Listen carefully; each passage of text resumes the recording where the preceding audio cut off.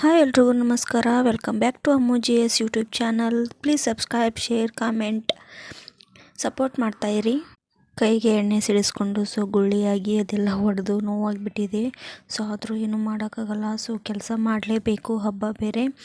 ಅದಕ್ಕೆ ಬರ್ನಲ್ ತೊಗೊಂಬಂದು ಅದನ್ನ ಹಚ್ಚಿದ್ರು. ಅದು ಅಕಸ್ಮಾತಾಗಿ ಒಡೆದೋಗ್ಬಿಡ್ತು. ಹಾಗೆ ಇದ್ದಿದ್ರೆ ಏನೂ ನೋವಾಗ್ತಾ ಇರಲಿಲ್ಲ. ಒಡೆದಿರೋದ್ರಿಂದ ಅದು ನರಗಳೆಲ್ಲ ಜಗ್ತಾ ಇದೆ. ತುಂಬ ಪೇನ್ ಆಗ್ತಾಯಿತ್ತು. ಹಾಗಾಗಿ ನಾನು ಅಡುಗೆ ಮಾಡಬೇಕಿತ್ತು. ಪಾಪ ನಾನು ಹೆಲ್ಪ್ ಮಾಡ್ತೀನಿ, ಒಬ್ಬಳೇ ಹೇಗೆ ಮಾಡ್ತೀಯ, ಕೈ ಬೇರೆ ನೋವಾಗಿದೆ ಅಂತ ನನಗೆ ಸ್ವಲ್ಪ ಚಪಾತಿನ ಬೇಯಿಸ್ಲಿಕ್ಕೆ ಹೆಲ್ಪ್ ಮಾಡಿದರು. ನಾನು ಉದ್ಕೊಡ್ತಾಯಿದ್ದೆ. ಅವರು ಬೇಯಿಸಿ ಸ್ವಲ್ಪ ಹೆಲ್ಪ್ ಮಾಡಿದರು. ಮಾರ್ನಿಂಗ್ ಅಷ್ಟೊತ್ತರಲ್ಲಿ ಕಡಿಮೆ ಆಗುತ್ತೆ ಅಂತ ಅಂದ್ಕೊಂಡೆ, ಆದರೆ ಮಾರ್ನಿಂಗ್ನೇ ಅದು ಒಡೆದೋಗ್ಬಿಡ್ತು. ಇನ್ನೂ ಪೇನಾಗಿ ಅದು ಕೈಯೆಲ್ಲ ಎಳಿತಾ ಇದೆ. ನಾವು ಅವ್ರಿಗೆ ಪ್ರತಿಯೊಂದಕ್ಕೂ ಹೆಲ್ಪ್ ಮಾಡ್ತೀವಿ ಅಂದಾಗ, ನಮಗೆ ಕಷ್ಟ ಇದ್ದಾಗ, ಹುಷಾರಿಲ್ದಾಗ ಅಥವಾ ನಮಗೇನಾದರೂ ಸುಸ್ತಾದಾಗ ಅವರು ಹೀಗೆ ಸಣ್ಣ ಪುಟ್ಟ ನಮಗೆ ಹೆಲ್ಪ್ ಮಾಡಿದರೆ ನಮಗೂ ಕೂಡ ಖುಷಿಯಾಗುತ್ತೆ. ನೋವಿದ್ರೂ ಕೂಡ ನಾನು ಸುಮ್ಮನೆ ಫೋಸ್ ಕೊಡ್ತಾ ಇದ್ದೆ. ಅವರು ಮೊದಲು ಕೈ ಆರಾಮ ಮಾಡ್ಕೊತಿದ್ರು. ಸಿಬ್ಬರೆ ಇರೋದ್ರಿಂದ ನಾನು ಇವಾಗ ಕಡುಬು ಮಾಡಬೇಕು. ಹಾಗಾಗಿ 1 ಗ್ಲಾಸು ಕಡಲೆಬೇಳೆನ ಹಾಕಿ, ಅದಕ್ಕೆ 2 ಗ್ಲಾಸ್ ನೀರನ್ನು ಹಾಕಿ, 2 ಲವಂಗ ಮತ್ತು 1 ಏಲಕ್ಕಿನ ಹಾಕಿ ಒಂದು 4-5 ವಿಶಿಲ್ ಆಗಲಿಕ್ಕೆ ನಾನು ಇವಾಗ ಕುಕ್ಕರ್ನ ಗ್ಯಾಸ್ ಮೇಲೆ ಇಡ್ತಾಯಿದ್ದೀನಿ.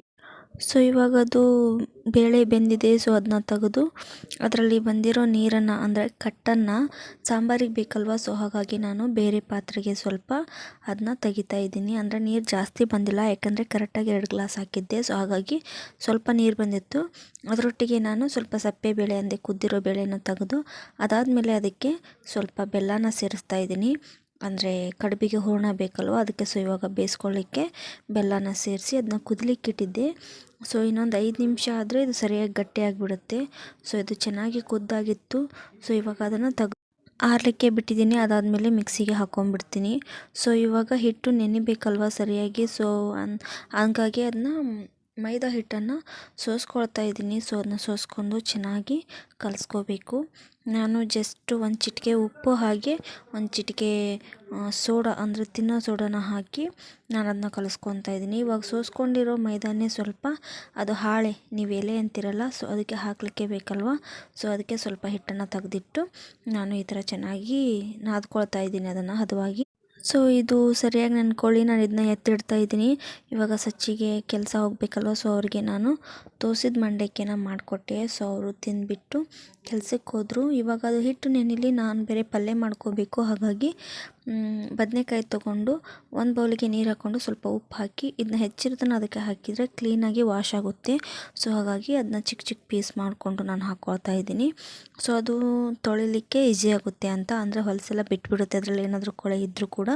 ಹಾಗಾಗಿ ಉಪ್ಪು ನೀರಲ್ಲಿ ತೊಳೆದು ಇವಾಗ ಅದನ್ನ ನಾನು ಅದಕ್ಕೆ ಒಗ್ಗರಣೆನ ಹಾಕಿಬಿಡ್ತೀನಿ. ಇವಾಗ ನಾನು ಸಾಂಬಾರು ಮಾಡ್ಕೋಬೇಕು, ಅಂದರೆ ಕಡುಬಿನ ಸಾಂಬಾರು, ಹೋಳಿಗೆ ಸಾಂಬಾರು ಅಂತಾರಲ್ಲ.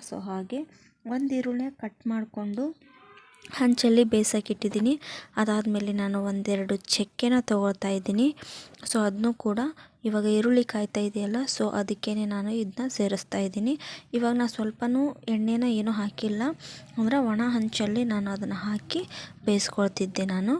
ಅದು ಸ್ವಲ್ಪ ಕಪ್ಪು ಚಿಕ್ಕೆ ಬರಬೇಕು. ಅಷ್ಟರಲ್ಲಿ 4 ಮೆಣಸು ಕಾಳು ಮತ್ತು 3 ಲವಂಗನ ಹಾಕ್ತಾಯಿದ್ದೀನಿ.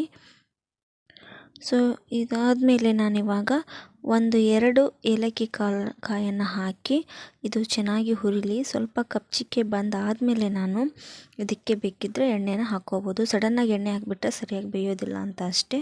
ಇದಕ್ಕಾದಮೇಲೆ ನಾನಿವಾಗ ಕೊತ್ತಂಬರಿ ಒಣ ಕಾಳನ್ನು ಸೇರಿಸ್ತಾ ಇದ್ದೀನಿ. ಲೋ ಫ್ಲೇಮಲ್ಲೇ ಇಟ್ಟು ಇದನ್ನ ಹುರ್ಕೊಳ್ತಾ ಇದ್ದೀನಿ. ಸ್ವಲ್ಪ ಕಪ್ಚಿಕ್ಕೆ ಬರ್ತಾಯಿದೆ ಆ್ಯಂಡ್ ಇದು ಮಸಾಲೆ ಸ್ಮೆಲ್ ಕೂಡ ಬರ್ತಾಯಿದೆ. ಇವಾಗ ನಾನು ಇದಕ್ಕೆ ಜೀರಿಗೆ, ಅಂದರೆ ಸಾಂಬಾರು ಜೀರಿಗೆ ಅಂತ ಸಿಗುತ್ತಲ್ಲ, ಅದೇ ಜೀರಿಗೆನ ನಾನಿವಾಗ ಈ ಹುರ್ಲಿಕ್ಕಿಟ್ಟಿರೋದಕ್ಕೆ ಅದನ್ನು ಸ್ವಲ್ಪ ಸೇರಿಸ್ಕೊಳ್ತಾ ಇದ್ದೀನಿ. ಇದು ಕೂಡ ಸ್ವಲ್ಪ ಹುರಿಲಿ. ಇದಾದಮೇಲೆ ನಾನು 2 ಬೆಳ್ಳುಳ್ಳಿ ಗಡ್ಡೆನ ಕೂಡ ಬೇಳೆ ಮಾಡಿ ಅದಕ್ಕೆ ಸೇರಿಸ್ಕೊತಾ ಇದ್ದೀನಿ. ಇದೆಲ್ಲ ಸ್ವಲ್ಪ ಹುರಿದಾದಮೇಲೆ ನಾನು ಇದಕ್ಕೆ 2 ಟೇಬಲ್ ಸ್ಪೂನ್ ಆಗೋಷ್ಟು ಕೊತ್ತಂಬರಿ ಕಾಳನ್ನು ಕೂಡ ನಾನು ಸೇರಿಸ್ಕೊತೀನಿ. ಇದು ಕೂಡ ಅದ್ರ ಜೋಡಿ ಚೆನ್ನಾಗಿ ಹುರಿಬೇಕು. ಇದಾದಮೇಲೆ ಬೇಕಿದ್ದರೆ ನಾವು, ಅಂದರೆ ಎಣ್ಣೆ ಬೇಕು, ಸ್ಟಾರ್ಟಿಂಗ್ನೇ ನಾನು ಹಾಕ್ತಾಯಿಲ್ಲ. ಇದೆಲ್ಲ ಸ್ವಲ್ಪ ಕಪ್ಪಾಗಿ ಹುರಿದಾದಮೇಲೆ ನಾನು ಸ್ವಲ್ಪ ಎಣ್ಣೆನ ಹಾಕಿ 1-2-3 ಸೆಕೆಂಡ್ ಆ ಕಡೆ ಈ ಕಡೆ ಮಾಡಿ ತೆಗೆದುಬಿಡ್ತೀನಿ ಅಷ್ಟೇ. ಸೊ ಎಣ್ಣೆ ಹಾಕಿ ಆದಮೇಲೆ ನಾನಿವಾಗ ಒಂದೆರಡು ಬ್ಯಾಡಗಿ ಮೆಣಸಿನ್ಕಾಯಿ ಒಣ ಮೆಣಸಿನ್ಕಾಯಿನ ಹಾಕಿ ಸ್ವಲ್ಪ ಒಂದು 4-5 ಸೆಕೆಂಡ್ ಫ್ರೈ ಮಾಡಿಕೊಂಡು ಇವಾಗ ಸ್ಟವ್ ಆಫ್ ಮಾಡಿ ನಾನು ಮಿಕ್ಸರ್ ಜಾರಿಗೆ ಹಾಕ್ಕೊತಿದ್ದೀನಿ.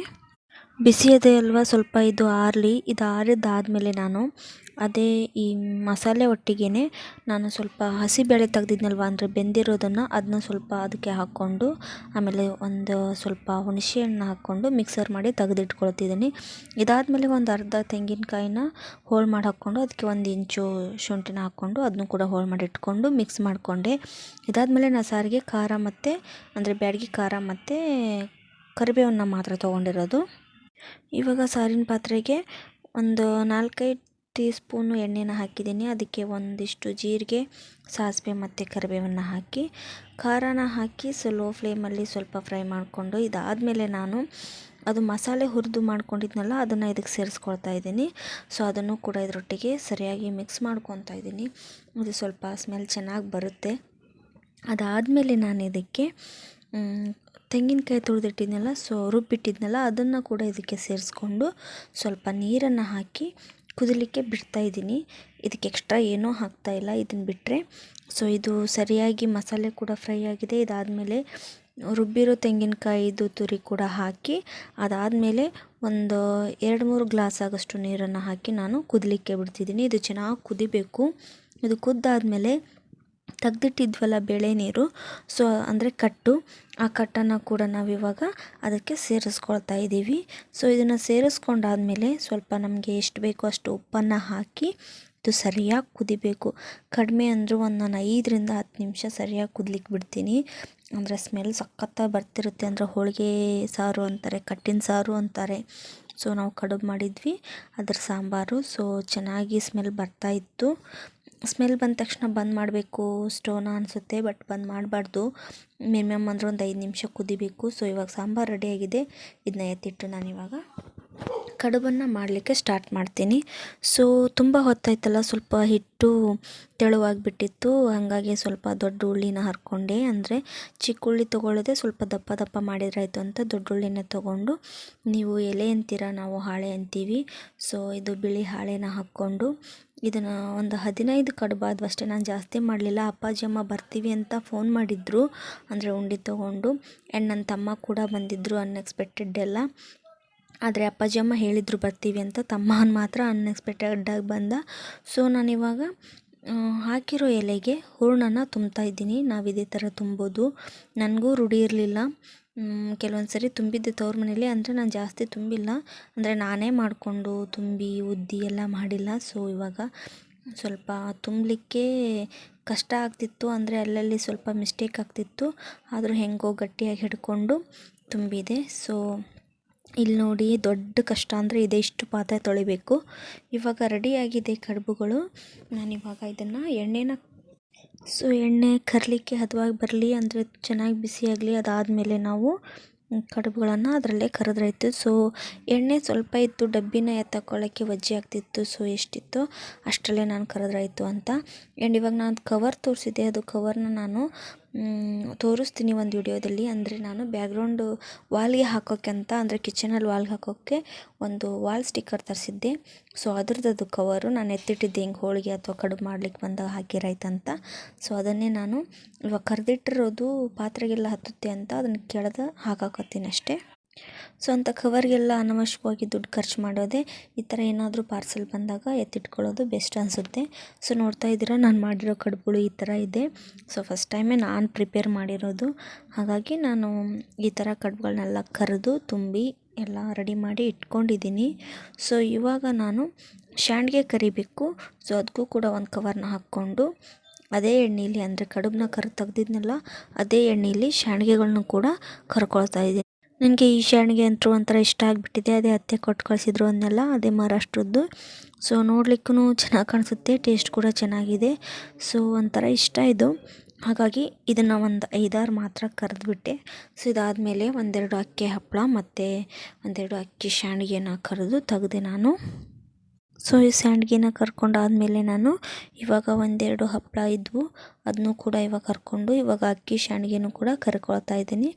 ಸೊ ಅಂದರೆ ನಾನು ಇಷ್ಟಕೊಂಡ ಕರಿತಿರ್ಲಿಲ್ಲ, ಅಪ್ಪಾಜಿ ಅಮ್ಮ ಬರ್ತೀವಿ ಅಂದ್ರಲ್ಲ, ಸೊ ಊಟ ಟೈಮ್ಗೆ ಬರ್ತಾರೆ ಅಂತ. ಅದಾದಮೇಲೆ ಸ್ವಲ್ಪ ನಾನು ಬೆಳಕದ ಮೆಣ್ಸಿಕಾಯಿ, ಸೊ ಅದನ್ನು ಕೂಡ ಮೆಣ್ಸಿಕಾಯಿ ನೋಡಿ ಕಳ್ಕೊಂಡು, ಇದಾದಮೇಲೆ ನಾನು ಇವಾಗ ದೇವರಿಗೆ ಎಡೆ ಮಾಡ್ಕೊಳ್ತಿದ್ದೆ.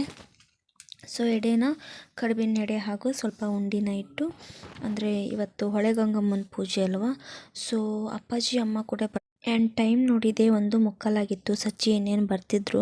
ಸೊ ಅವ್ರಿಗೆ ಊಟಕ್ಕೆ ಕೊಡಬೇಕು, ಅಷ್ಟರಲ್ಲಿ ಪೂಜೆ ಮುಗಿಬೇಕು ಅಂತ ಹೇಳಿ ಇಲ್ಲಿ ನಮಗೆ ನಮ್ಮ ಓನರ್ದು ಬೋರ್ ಇತ್ತಲ್ಲ, ಸೊ ಅಲ್ಲಿಗೆ ನಾನು ಪೂಜೆ ಮಾಡಿದೆ. ಅದಾದಮೇಲೆ 5 ಮುಟ್ಟಿಗೆ ಮಾಡಿಟ್ಟು, ಅಂದರೆ ಬೆನ್ಕಪ್ಪನ ಥರ ಮುಟ್ಟಿಗೆ ಮಾಡಿಟ್ಟು, ಸೊ ಅವ್ರಿಗೆ ಪೂಜೆ ಮಾಡ್ತಾರೆ. ಸೊ ಅದೇ ಥರ ನಾನು ಮಾಡಿಟ್ಟು ಪೂಜೆ ಮಾಡಿದೆ. ಅದಾದಮೇಲೆ ನಾನು ಏನಕ್ಕೆ ಕೆಡಿಸ್ತಾ ಇದ್ದೀನಿ ಅಂದರೆ, ಅಮ್ಮ ಹೇಳಿದ್ರು ಅದನ್ನು ಹಾಗೆ ಬಿಡಬಾರ್ದು, ಸೊ ಒಂದು ಕಡೆ ದುಂಡಾಗಿ ಮಾಡಿಬಿಟ್ಬಿಡು ಅಂತ. ಅದಾದಮೇಲೆ ನಾನು ಬೋರ್ಗೆ ಪೂಜೆ ಮಾಡಿಕೊಂಡು, ಸೊ ಇವಾಗ ನನ್ನ ಪೂಜೆ ಅಂತೂ ಮುಗಿದಿದೆ, ಇನ್ನೇನು ಸಚ್ಚಿ ಬರ್ತಾರೆ, ಅದಕ್ಕೆ ಊಟಕ್ಕೆಲ್ಲ ಹಾಲಿಗೆ ಎತ್ತಿಟ್ಟೆ. ಇದಾದಮೇಲೆ ಇವಾಗ ಅಮ್ಮಗೆ ಫೋನ್ ಮಾಡಿದ್ದೆ, ಅವರು ಹಾಸ್ಪಿಟ್ಲಿಗೆ ಹೋಗಿದ್ರಂತೆ ಬ್ಯಾಡಗಿಲಿ, ಇನ್ನೇನು ಬರ್ತಾ ಇದ್ದೀವಿ ಅಂತ ಹೇಳಿದರು. ಸೊ ಅವರು ಬಂದು ನಾನು ಈ ಥರ ಅಡುಗೆ ಮಾಡಿಕೊಂಡು ಇವತ್ತಿನ ಪೂಜೆನೂ ಮುಗಿಸಿದ್ದೀನಿ. ಹಾಗೆ ಅಪ್ಪಾಜಿ ಅಮ್ಮ ಸಚ್ಚಿ ಅವ್ರಿಗೆಲ್ಲ ಊಟ ಕೊಟ್ಟೆ. ಇಷ್ಟ ಆದರೆ ಲೈಕ್ ಮಾಡಿ, ಶೇರ್ ಮಾಡಿ, ಕಮೆಂಟ್ ಸಪೋರ್ಟ್ ಮಾಡ್ತಾಯಿರಿ. ಅಪ್ಪಾಜಿ ಅಮ್ಮ ಬಂದಿರೋದು, ತಮ್ಮ ಬಂದಿರೋದು ಎಲ್ಲದನ್ನು ನಾನು ನಾಳೆ ವಿಡಿಯೋದಲ್ಲಿ ಅಪ್ಲೋಡ್ ಮಾಡ್ತೀನಿ. ಸೊ ವಿಡಿಯೋ ಲೆಂದಿ ಆಗ್ತಾಯಿದೆ, ನನಗೂ ಸ್ವಲ್ಪ ಹುಷಾರಿಲ್ಲ, ಸೊ ಹಾಗಾಗಿ ಸಬ್ಸ್ಕ್ರೈಬ್ ಮಾಡಿಕೊಂಡು ಆಲ್ ಬಟನ್ನ ಕ್ಲಿಕ್ ಮಾಡಿ ಆ್ಯಂಡ್ ಕಮೆಂಟ್ ಮಾಡ್ತಾಯಿರಿ, ಸಪೋರ್ಟ್ ಮಾಡ್ತಾಯಿರಿ. ಏನೇ ಮಿಸ್ಟೇಕ್ ಆದರೂ ಸಾರಿ. Thank you all.